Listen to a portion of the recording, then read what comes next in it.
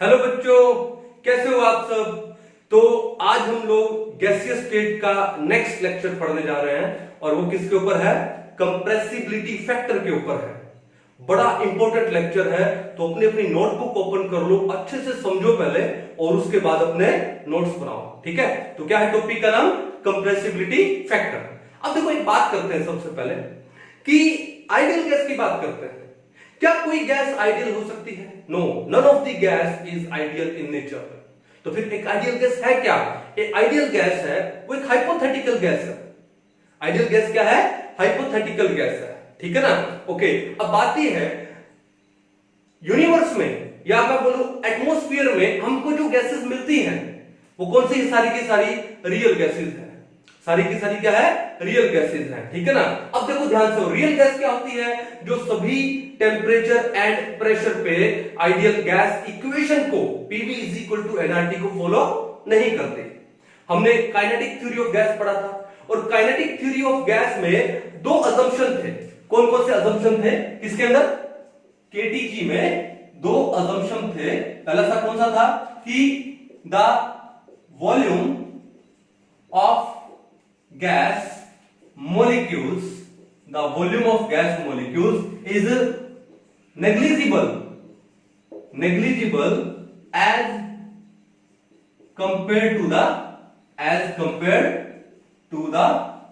volume of container। ठीक है, अब बात यह है कि ये बात आइडियल गैस के लिए तो अप्लाई होती है, लेकिन ये बात रियल गैसेस के लिए अप्लाई नहीं होती। क्यों? क्योंकि रियल गैसेस का एक सिग्निफिकेंट वॉल्यूम होता है। ठीक है, तो हम रियल गैसेस के केस में जो वॉल्यूम है उनको नेग्लिजिबल कंसीडर नहीं कर सकते। क्यों? रियल गैसेस में गैस मॉलिक्यूल को हम लोग क्या कंसीडर करते हैं? रिजिड स्फीयर कंसीडर करते हैं। और आइडियल गैस में गैस मॉलिक्यूल्स को हम लोग क्या कंसीडर करते हैं? Small tiny particles. ठीक है, तो आइडियल गैस के केस में the volume of gas molecules is negligible, can be considered negligible as compared to the volume of container. But real gas में वॉल्यूम को नेग्लिजिबल नहीं मान सकते हैं गैस मॉलिक्यूल्स के। ठीक है, तो उनका एक सिग्निफिकेंट वॉल्यूम होता है। तो पहला ये जो असम्पशन था काइनेटिक थ्योरी ऑफ गैस का, ये आइडियल गैस के लिए फिट बैठ रहा है लेकिन रियल गैस के लिए फिट नहीं बैठ रहा है। दूसरा असम्पशन क्या था? दूसरा असम्पशन ये था that there is no force of attraction, there is no force of attraction or repulsion between gas molecules, अब ये बात फिर आइडियल गैस के लिए तो ठीक है, लेकिन रियल गैस के लिए ठीक नहीं है। रियल गैस में जब गैस मॉलिक्यूल्स क्लोज आना स्टार्ट होंगे तो उनके बीच में अट्रैक्शन भी होगा, ज्यादा ही क्लोज आएंगे तो रिपल्शन भी होगा। लेकिन आइडियल गैस में चाहे गैस मॉलिक्यूल्स क्लोज आए चाहे दूर आए, कोई अट्रैक्शन कोई रिपल्शन नहीं होने वाला। तो ये जो सेकंड असम्पशन था ये रियल गैस के लिए फिट नहीं बैठा, ये रियल गैस के लिए फिट नहीं बैठा। इसका मतलब जो रियल गैस है वो आइडियल गैस बिहेवियर को से क्या हो जाती है? डेविएट हो जाती है। रियल गैस है वो आइडियल गैस बिहेवियर से क्या हो जाती है? डेविएट हो जाती है। ठीक है ना? अब बात यह है कि जो डेविएशन है रियल गैसेस का आइडियल गैस बिहेवियर से, इसको हम एक्सप्रेस करते हैं किससे? Compressibility factor. The extent to which real gases deviate from ideal gases is expressed in terms of compressibility factor. ठीक है, तो क्या पढ़ने वाले हम लोग आज? Compressibility factor. अब कंप्रेसिबिलिटी फैक्टर को हम लोग किससे रिप्रेजेंट करते हैं? Z से। देखो मैंने आपको बिगनिंग में क्या बोला, ये चैप्टर क्या है? ABCD चैप्टर है। हम ABC से शुरू किए थे और उसके बाद कहां पर आ गए? Z पर आ गए। ऐसा नहीं कि सारे के सारे अल्फाबेट आए हैं, नो, लेकिन अल्फाबेट आए, ABC से स्टार्ट किया, कहां पर आ गए हम लोग? Z पर आ गए। तो Z क्या है? Compressibility factor. क्या होता है compressibility factor? The extent to which a real gas deviate from ideal gas behavior is expressed in terms of compressibility factor, in terms of compressibility factor. ठीक है, क्लियर है। अब मैथमेटिकली क्या होता है, देखो मैथमेटिकली ये जो z है, मैथमेटिकली जो z है वो किसके इक्वल होता है, ये इक्वल होता है क्या, Vm। ये m का मतलब है मोलर, तो Vm क्या हुआ, देखो मैं लिख देता हूं, Vm is the molar volume. भैया मोलर वॉल्यूम का मतलब क्या होता है, volume of one mole. Vm का मतलब क्या है, molar volume, and it is known as the volume of one mole. अब वन मोल किसी गैस का जो वॉल्यूम होता है एसटीपी पे कितना होता है, 22.4 लीटर होता है। तो ये Z किसके इक्वल है, Vm मोलर वॉल्यूम ऑफ किसका, real gas upon molar volume of ideal gas, molar volume of ideal gas. ये जो हम लोग बोलते हैं ना कि किसी भी गैस का एसटीपी पे जो वॉल्यूम होता है 22.4 लीटर होता है, देखा जाए तो वो एप्लीकेबल होता है किसके लिए, आइडियल गैस के लिए। रियल गैस के लिए वो एप्लीकेबल नहीं 100%, हाँ नियर अबाउट हो सकता है, लेकिन वो किसके लिए एप्लीकेबल है, आइडियल गैस के लिए एप्लीकेबल है। अब देखो, अगर देखो यहां से क्या पता लगता है कि if Z is equal to 1, अगर Z 1 हो गया, Z का वैल्यू कितना हो गया, 1 हो गया, कंप्रेसिबिलिटी फैक्टर 1 हो गया, इसका मतलब क्या हो गया कि जो मोलर वॉल्यूम है रियल गैस का वो आइडियल गैस के मोलर वॉल्यूम के क्या हो गया, इक्वल हो गया। देन क्या हो गया, molar volume of real gas is equal to molar volume of ideal gas. अब इससे एक बात पता लगती है कि अगर Z का वैल्यू 1 हो गया, then a real gas behaves like an ideal gas. ठीक है, सिमिलरली देखो, if Z is greater than 1, अगर Z 1 से ज्यादा हो जाएगा, अगर ये वैल्यू ज्यादा हो गई, ये वैल्यू ज्यादा कब होगी, जब ये न्यूमरेटर ज्यादा होगा, जब न्यूमरेटर क्या होगा, ज्यादा, then molar volume of real gas is greater than molar volume of ideal gas. चलो एसटीपी पे ले लेते हैं, एसटीपी पे जो 1 mole of an ideal gas का वॉल्यूम कितना होता है, 22.4 लीटर होता है। मैंने बोला अगर Z का वैल्यू 1 से ज्यादा है, अगर ये Z है ग्रेटर देन 1 है, इसका मतलब क्या हुआ, न्यूमरेटर ज्यादा हुआ, ठीक है ना। तो इसका मतलब है रियल गैस का वॉल्यूम ज्यादा होगा, मोलर वॉल्यूम ज्यादा होगा, किससे, molar volume of ideal gas, और molar volume of ideal gas at STP कितना होता है, 22.4 लीटर। तो मैं क्या लिख दूं, Vm molar volume of real gas is greater then 22.4 litre. Similarly if Z is less than 1, अब बताओ ये Z लेस देन 1 कब होगा, जब ये न्यूमरेटर क्या होगा, कम होगा देन डिनोमिनेटर।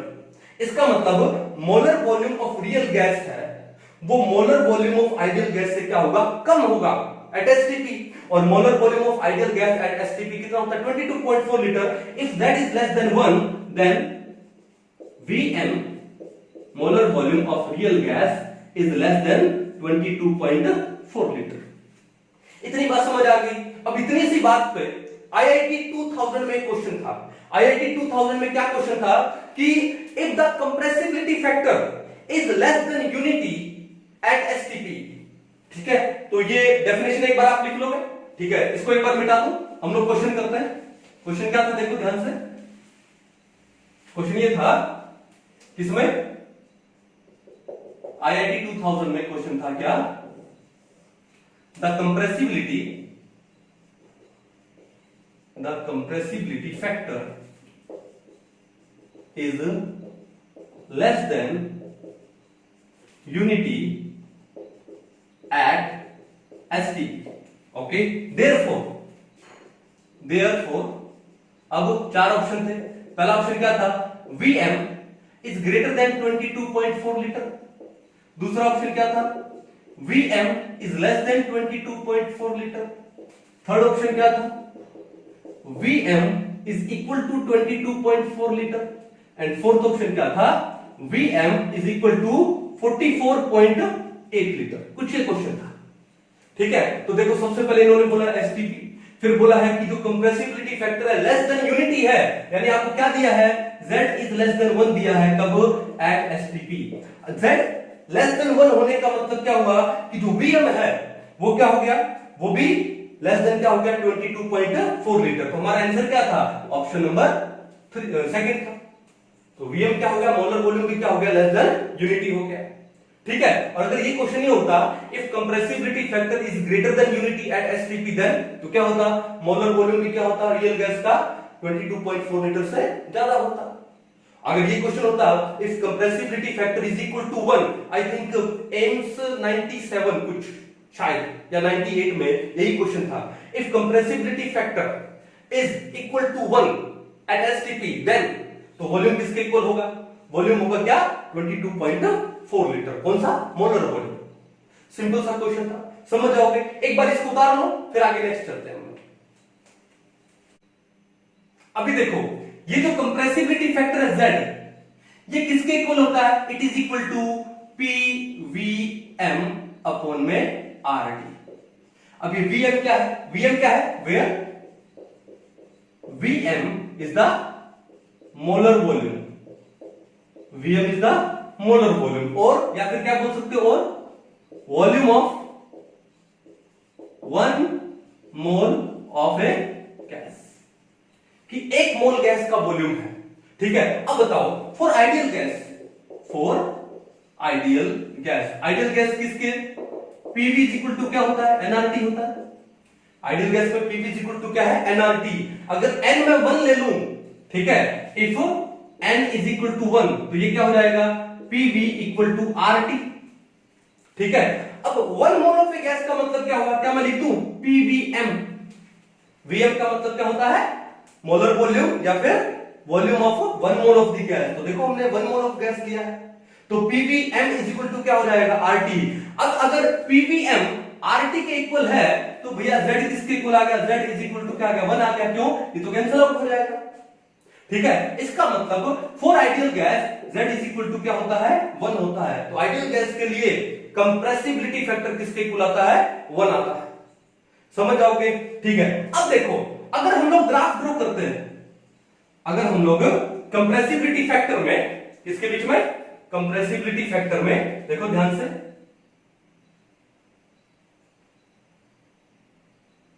ओके, और ये लिए हमने क्या, horizontal side,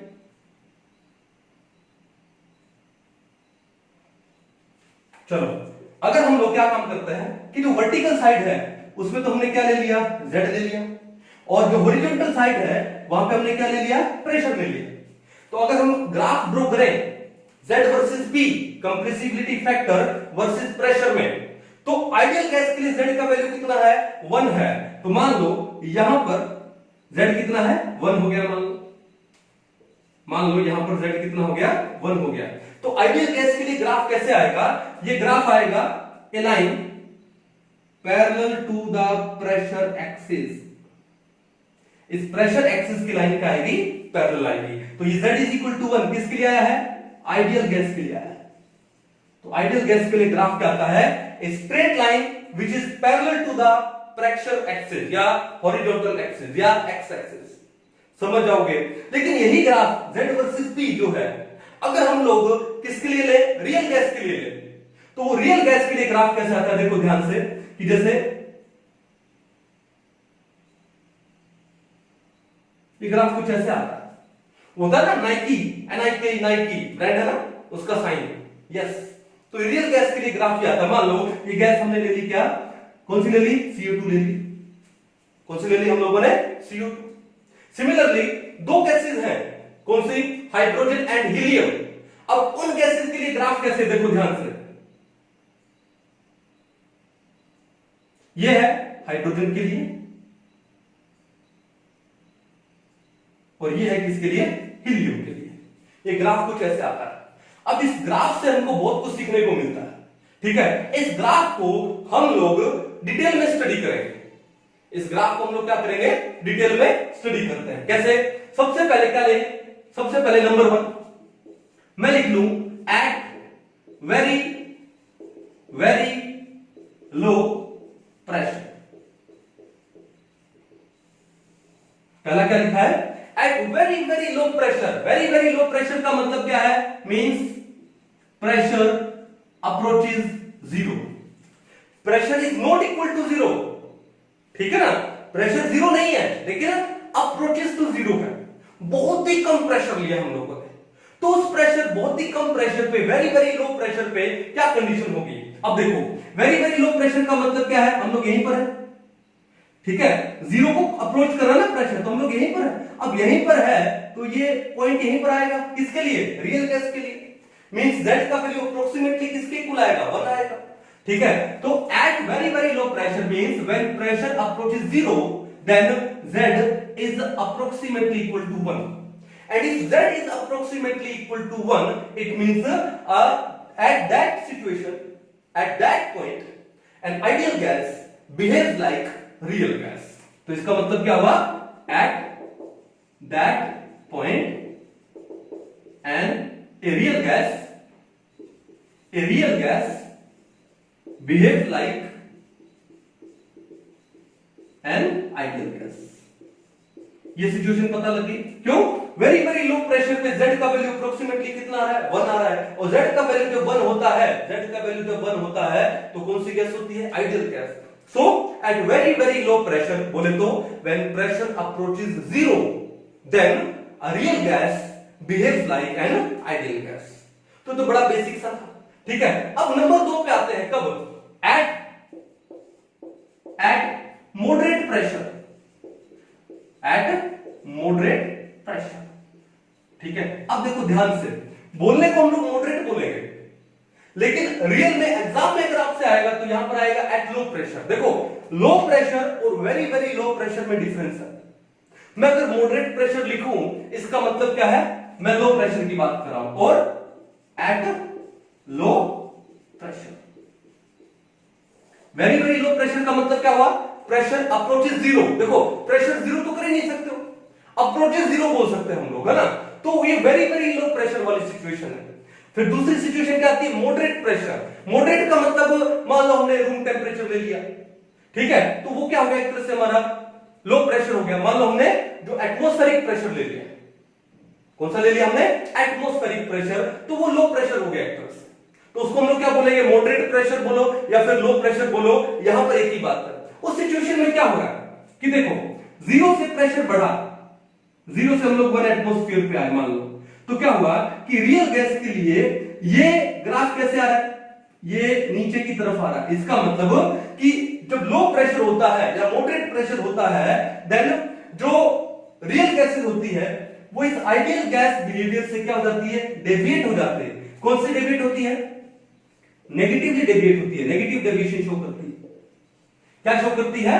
ideal real gases, then real gases show negative deviation from ideal gas. दिख रहा ना आपको? ये ग्राफ करो कहां पे गई? नीचे गई ना, यानी आइडियल गैस की लाइन तो ये थी, लेकिन जैसे प्रेशर मॉडरेट किया, थोड़ा सा बढ़ाया, तो रियल गैस की लाइन कहां चलेगी? नीचे चली गई। नीचे चली गई का मतलब क्या हुआ कि आइडियल गैस से नेगेटिवली डेविएट हो गई। आइडियल गैस से क्या हो गई? नेगेटिवली डेविएट हो गई। अब इससे पता क्या लगता है? इससे पता लगता है कि जैसे हमने प्रेशर हल्का सा बढ़ाया तो क्या हो गया? आइडियल गैस के लिए z का वैल्यू क्या हो गया? कम हो गया। z का वैल्यू 1 से क्या हो गया? कम। अब अगर z का वैल्यू लेस देन 1 है तो वॉल्यूम भी क्या हो गया? लेस देन 22.4 लीटर हुआ कि नहीं हुआ? हुआ ना। अब वॉल्यूम अगर 22.4 लीटर से कम हुआ एट एसटीपी, अब वॉल्यूम कम होने का मतलब क्या होता है कि मॉलिक्यूल्स है वो क्लोज आ रहे हैं।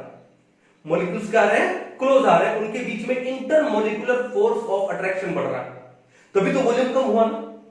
भाई गैस को जब कंप्रेस करते हैं तो वॉल्यूम कम होता है। अब यहां पे जैसे हम लोग प्रेशर को थोड़ा सा बढ़ा रहे हैं, मॉडरेट प्रेशर लेके आ रहे हैं, तो ये रियल गैस का जो ग्राफ है आइडियल गैस से क्या हो रहा है? नेगेटिवली डिविएट हो रहा है, यानी इनकी वैल्यू z से क्या आ रही? कम आ रही है। और जब z से वैल्यू कम आती है तो मोलर वॉल्यूम है वो 22.4 लीटर से कम आता है। अब वॉल्यूम कम आने का मतलब क्या हुआ कि that gas molecules they are coming close to each other. जब वो क्लोज आ रहे हैं इसका मतलब उनके बीच में इंटरमॉलिक्यूलर फोर्स ऑफ अट्रैक्शन बढ़ रहा है। लेकिन आइडियल गैस में तो कोई इंटरमॉलिक्यूलर फोर्स ऑफ अट्रैक्शन होता है नहीं। किसमें होता है? रियल गैस में होता है, तभी वो नेगेटिवली डेविएट हुई है। क्लियर कहानी समझ जाओगे।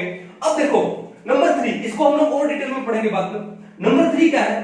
Eight high pressure, eight high pressure. अगर प्रेशर हाई ले लें, हमने प्रेशर और बढ़ा दिया, तो जैसे जैसे हम लोग प्रेशर बढ़ाएंगे तो क्या होगा कि जो रियल गैस की जो लाइन है, कर्व है, वो क्या होगा, एक टाइम ऐसा आएगा वो इस आइडियल गैस की कर्व को क्रॉस करेगी। क्या करेगी? क्रॉस करेगी, और उसके बाद क्या हो जाएगा, प्रेशर बढ़ते ही वो पॉजिटिवली डेविएट हो जाएगी। तो ये क्या शो हो रहा है? पॉजिटिव डेविएशन शो हो रहा है। ये क्या शो हो रहा है? Positive deviation means eight high pressure real gas they get positively deviate from ideal gas, they show positive deviation from ideal gas. अब देखो ये पॉजिटिव डेविएट होगी, इसका मतलब रियल गैस के लिए ये वैल्यू क्या होगी, हाई प्रेशर पे z से ज्यादा होगी।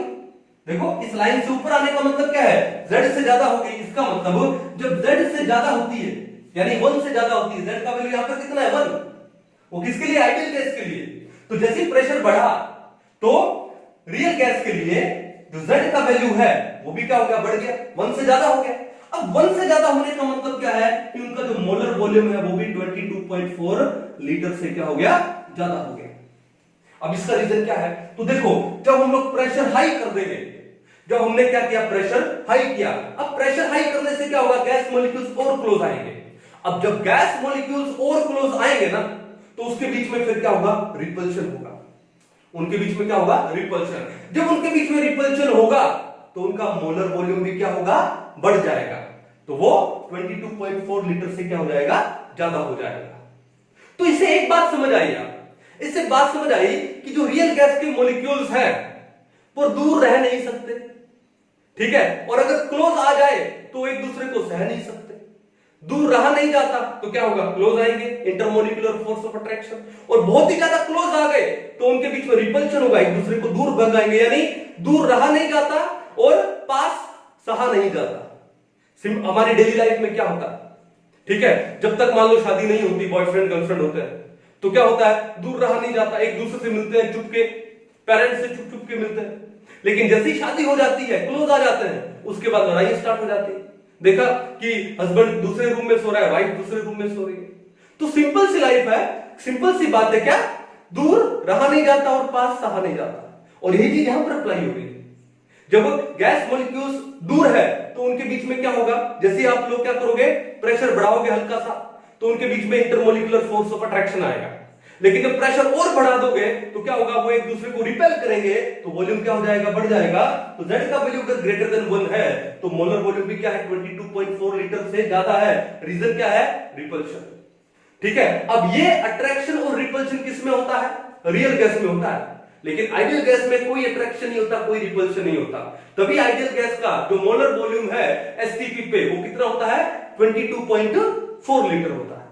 इसका मतलब कि हम जो मोल कॉन्सेप्ट वाले चैप्टर में पढ़ते हैं कि at STP the volume of 1 mole of any gas is equal to 22.4 litre, क्या वो 100% एक्यूरेट है? नो, वो 100% एक्यूरेट नहीं है। लेकिन क्या करें फिर हम, स्टिल हम लोग उसको स्टडी करते जा रहे हैं, ठीक है ना, तो मजबूरी है।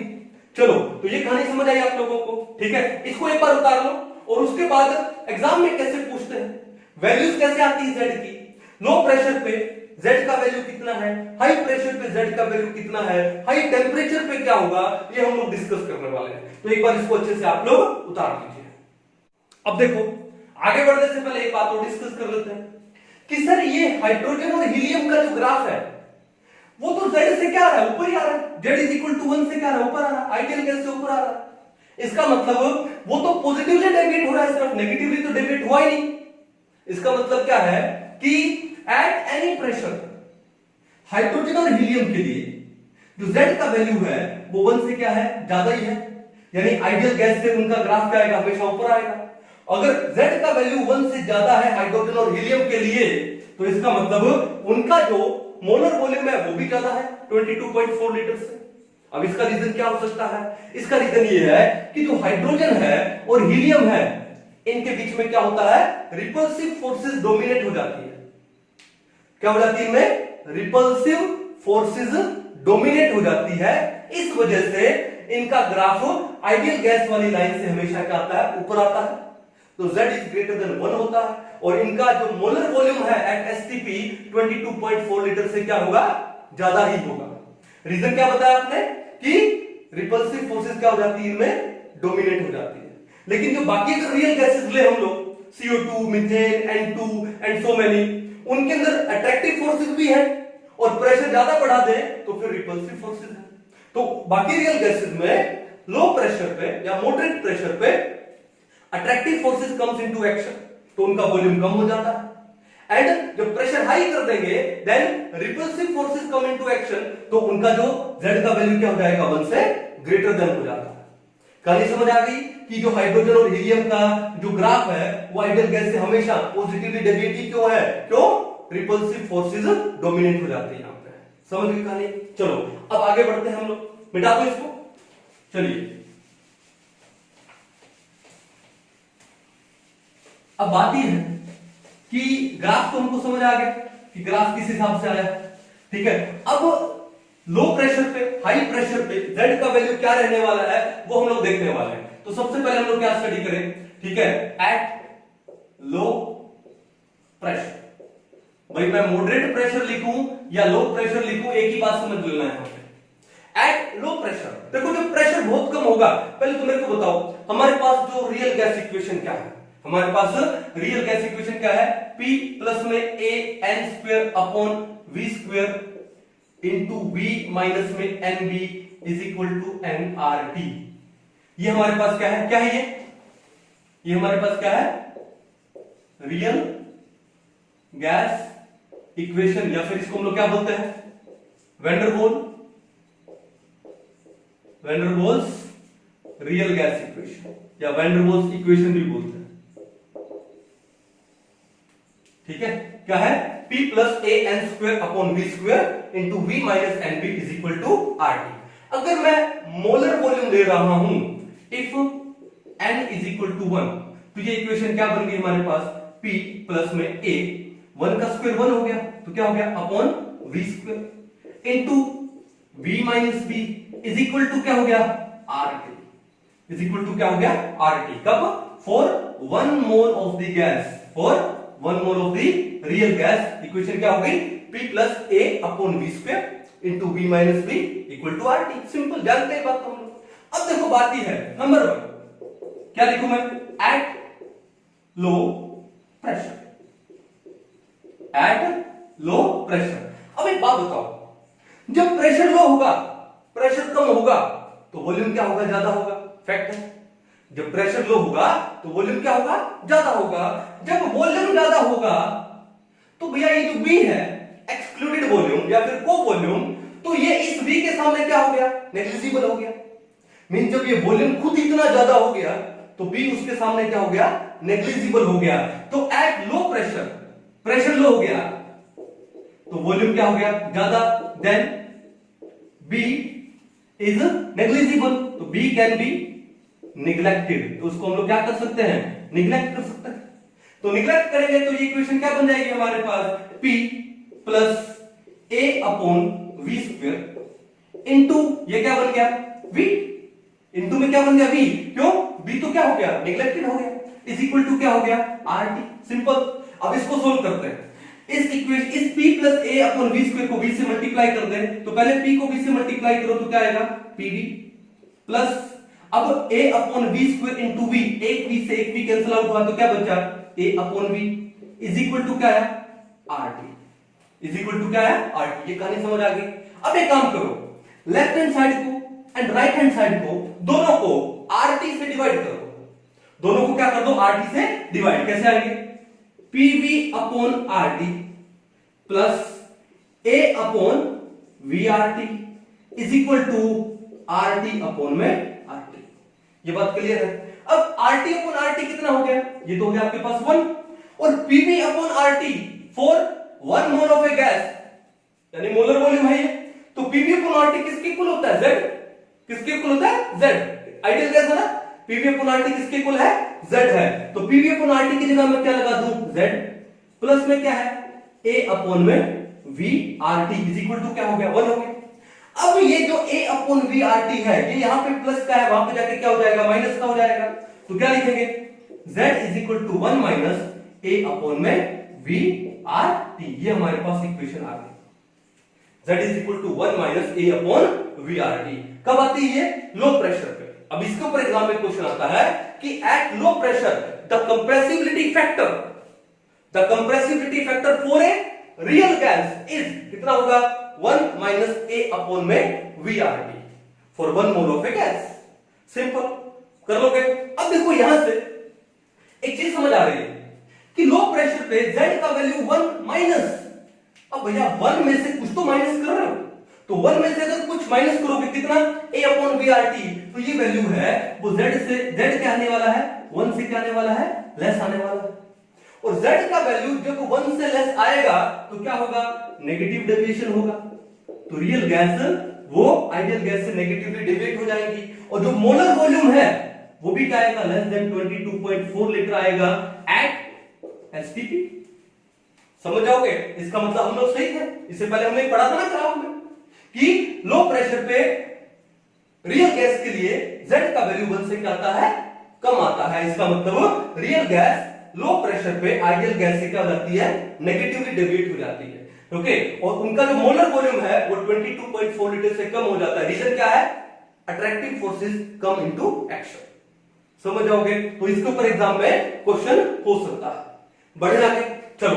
अब दूसरा पॉइंट आते हैं नंबर 2। कहां लिखूं? इसको मैं थोड़ा यहां लिखता हूं। And B can be neglected. Okay, अब आ जाते हैं किसके ऊपर?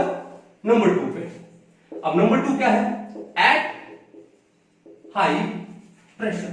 अगर हम लोग प्रेशर हाई ले लेते एट हाई प्रेशर। अब बात यह है, इक्वेशन क्या है हमारे पास?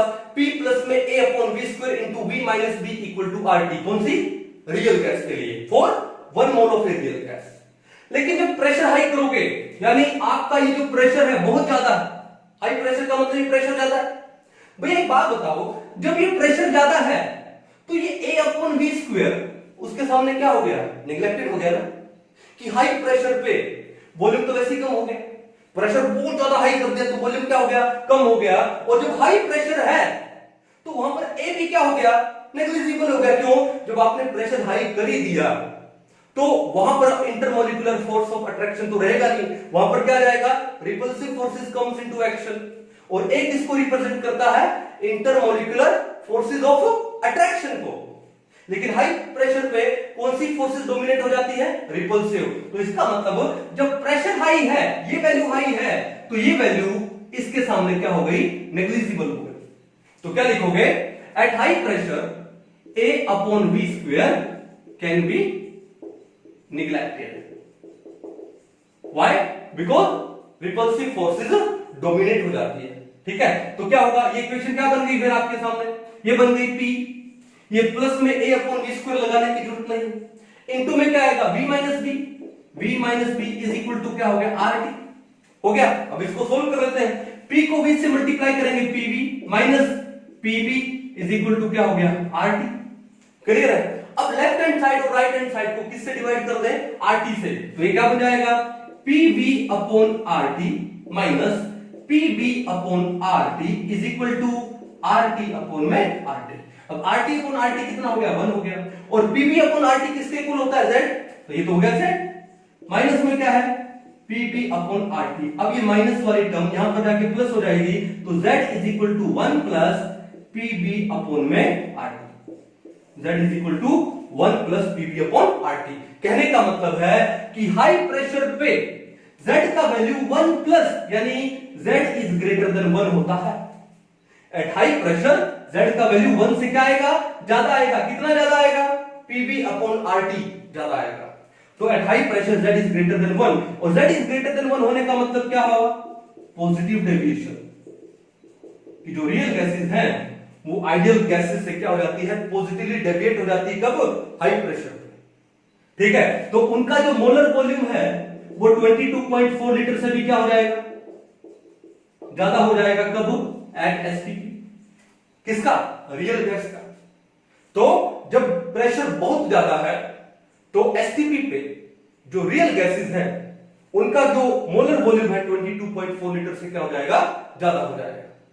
क्लियर है? कोई दिक्कत नहीं है, समझ जाओगे। इससे ऊपर एग्जाम में क्वेश्चन बन सकते हैं। करोगे?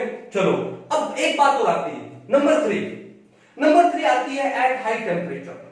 नंबर 3 क्या आती है? At high temperature. कहां लिखूं? यहां लिख दूं नंबर 3 एट हाई टेम्परेचर, कि जब टेम्परेचर ज्यादा है। तो एक बात बताओ यार कि सबसे पहले लेते हैं लो प्रेशर वाली कंडीशन में, means low pressure high temperature, फिर बाद में ले लेंगे क्या? High pressure high temperature. तो देखो ध्यान से कि पहले हाई टेम्परेचर लिया और लो प्रेशर लिया, तो Z का वैल्यू कितना है? 1 माइनस ए अपॉन वी आर टी है।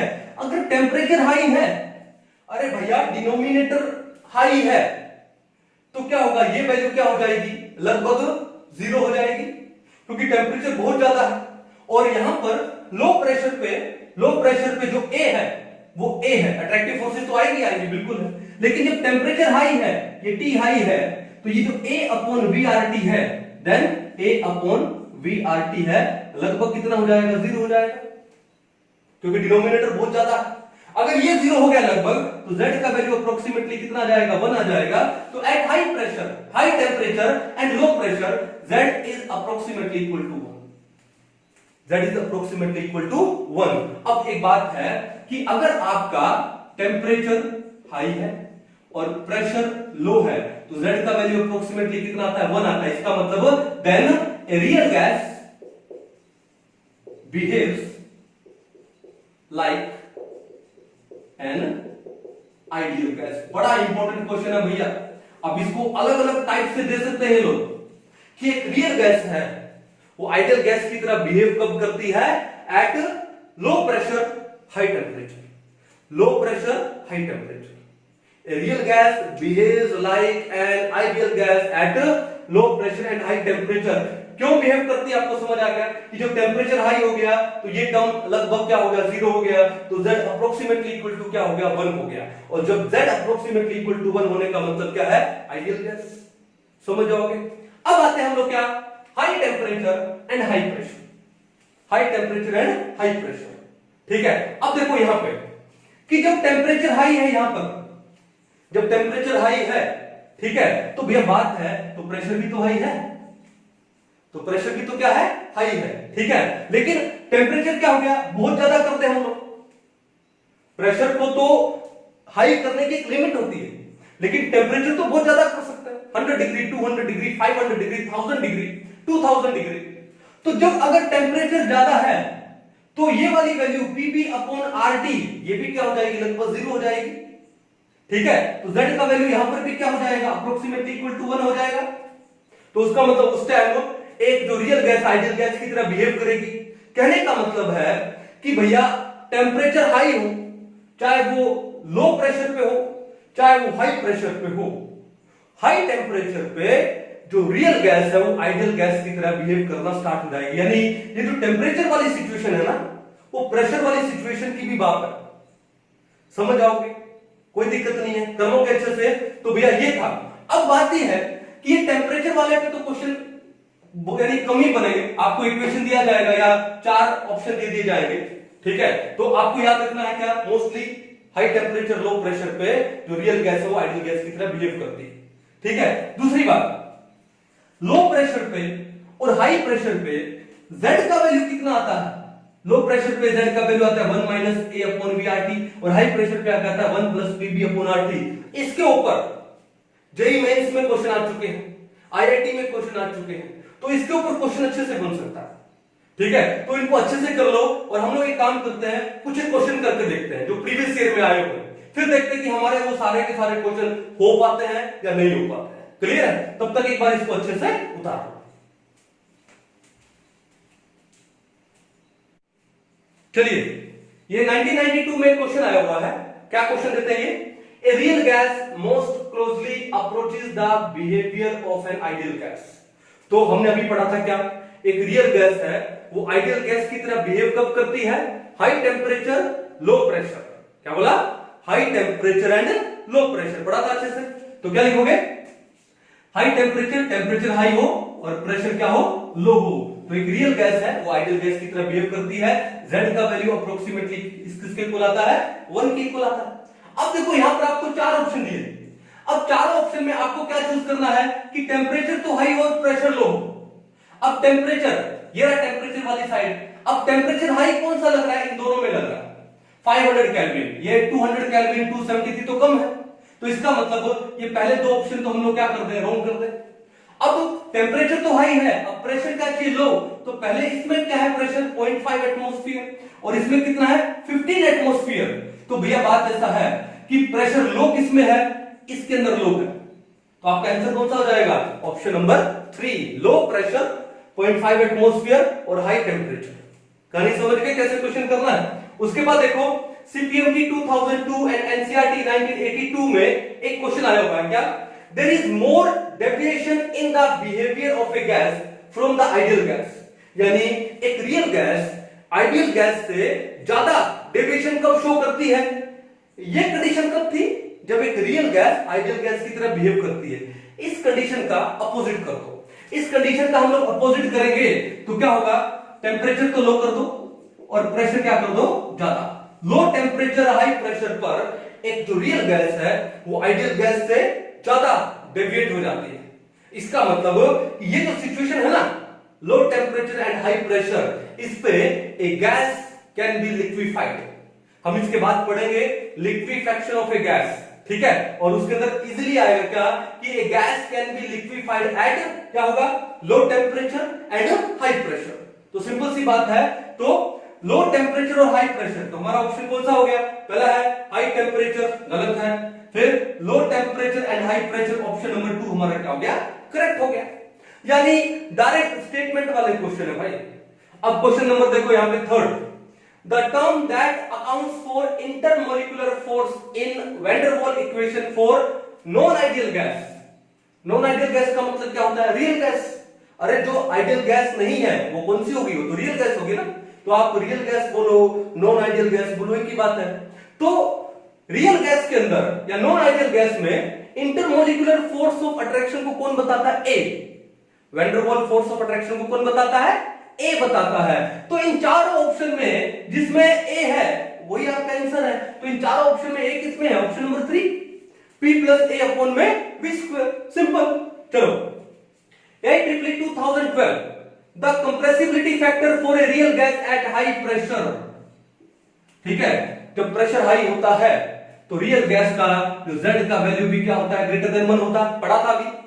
और Z का वैल्यू ग्रेटर देन 1 होने का मतलब 1 प्लस समथिंग, 1 प्लस समथिंग। तो पहले ऑप्शन में क्या दिया, 1 माइनस, तो पैसे ही गलत कर दो। थर्ड में दिया 1, ये तो आइडियल गैस के लिए गलत कर दो। अब सेकंड और फोर्थ में है 1 प्लस समथिंग। तो हमने अभी क्या पढ़ा था कि हाई प्रेशर पे Z का वैल्यू क्या आता है, 1 प्लस पीबी अपॉन में आरटी, क्या था ना 1 प्लस, क्योंकि हमने बोला था ना लेफ्ट हैंड साइड को राइट हैंड साइड से, लेफ्ट हैंड साइड और राइट हैंड साइड दोनों को आरटी से डिवाइड कर दो, तो क्या था वो Z is equal to 1 plus PB by RT. तो कौन सा हो जाएगा, आरटी बाय पीबी गलत, पीबी बाय आरटी सही।